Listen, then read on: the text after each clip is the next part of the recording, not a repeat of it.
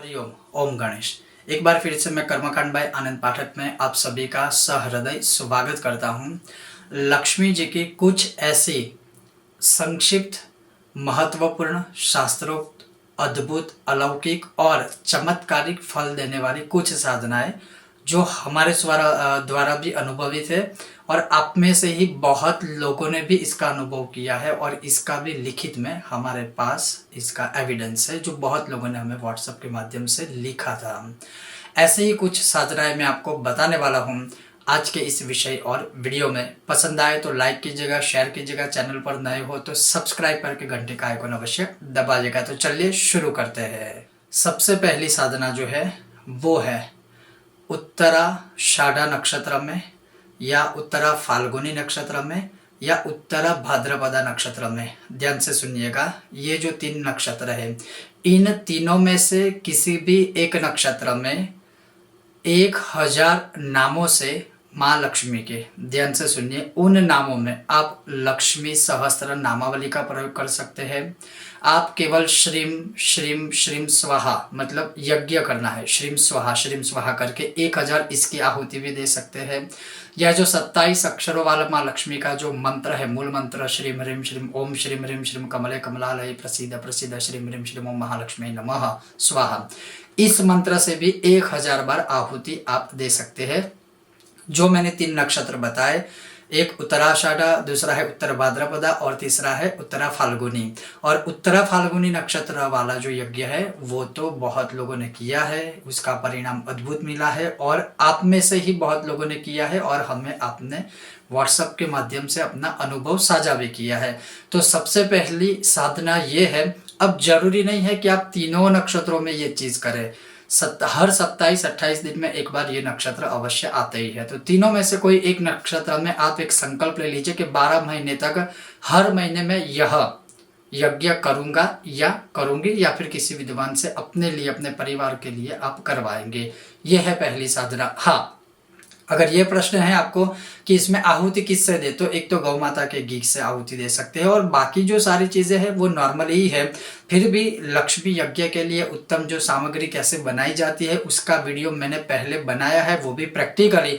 तो आप हमारे चैनल पे वो वीडियो भी विजिट करके हवन सामग्री घर पे स्वयं बना सकते हैं।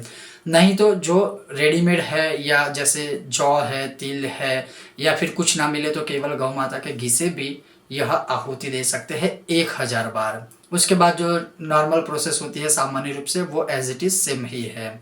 इसके पश्चात दूसरी जो साधना है, प्रति शुक्रवार खास करके जिन लोगों के घर में श्री यंत्र है, चाहे वो कुर्म पृष्ठ हो, चाहे वो भ्रू पृष्ठ हो, चाहे वो मेरु पृष्ठ हो, चाहे वो किसी भी प्रकार का कोई भी श्री यंत्र है, उन श्री यंत्र के ऊपर प्रति शुक्रवार सुगंधित पुष्प अर्पित कीजिए। और सुगंधित पुष्प जब अर्पित करते हैं तो आप ललिता सहस्त्र नामावली का प्रयोग कर सकते हैं। जैसे ललिता सहस्त्र नामावली का एक एक श्लोक बोल के, जैसे ओम श्री ललिताय नमः फॉर एग्जाम्पल, फिर आपने वह पुष्प अर्पित किए। आप चाहो तो प्रति शुक्रवार पुष्प के साथ बिल्व भी श्री यंत्र के ऊपर अर्पित कर सकते हो।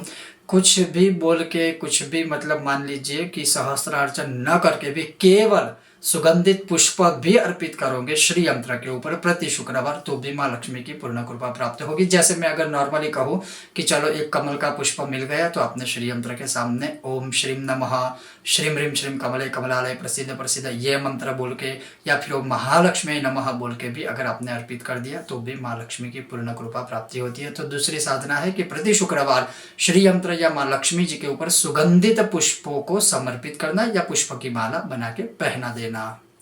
तीसरी साधना है जो शायद असंभव है आज के जमाने में, और वो है प्रति महीने की शुक्ल पंचमी को श्री यंत्र के ऊपर या माँ लक्ष्मी के ऊपर, वैसे लिखा है श्वेत कमल अर्पित करना, लेकिन चलो ठीक है, श्वेत कमल तो बहुत सद्भाग्य होते हैं तब जाके किसी को प्राप्त होता है, वो भी रैंडमली।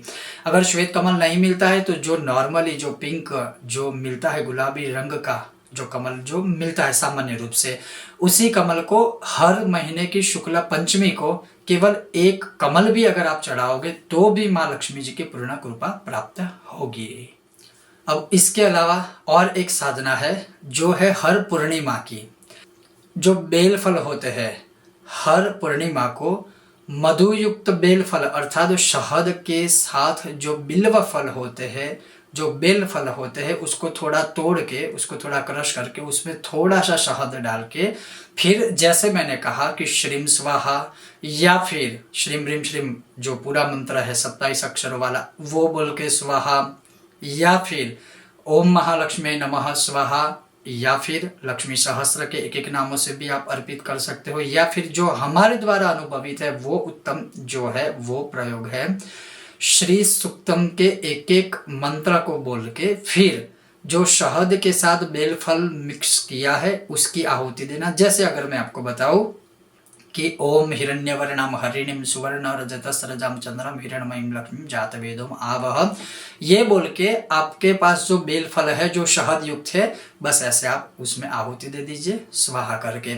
ऐसे 16 आहुति भी प्रति पूर्णिमा में देंगे शहद युक्त बेल फलों से तो अपार धन की प्राप्ति होगी। व्यापार में दिक्कत हो रही है तो व्यापार भी अच्छा चलेगा। किसी भी प्रकार से लक्ष्मी का बंधन हुआ है तो लक्ष्मी से जो बंधन किया गया है या हुआ है वह मुक्त होकर माँ लक्ष्मी की स्थिर रूप से आपको कृपा प्राप्त होगी। कहने का तात्पर्य है ये जो मैंने आपको साधनाएं बताई है वह संपूर्ण 100% शास्त्रोक्त है, अनुभवित है।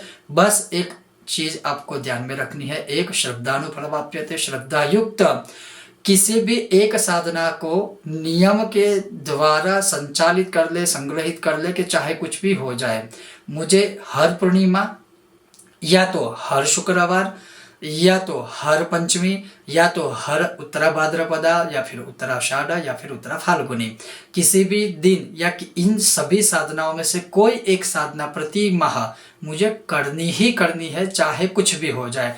बस ये नियम धारण कर लीजिए, नियम के सामने तो कुदरत भी झुक जाती है। और ये शास्त्रोक्त कहावत भी है और हमारी भी कहावतें हैं।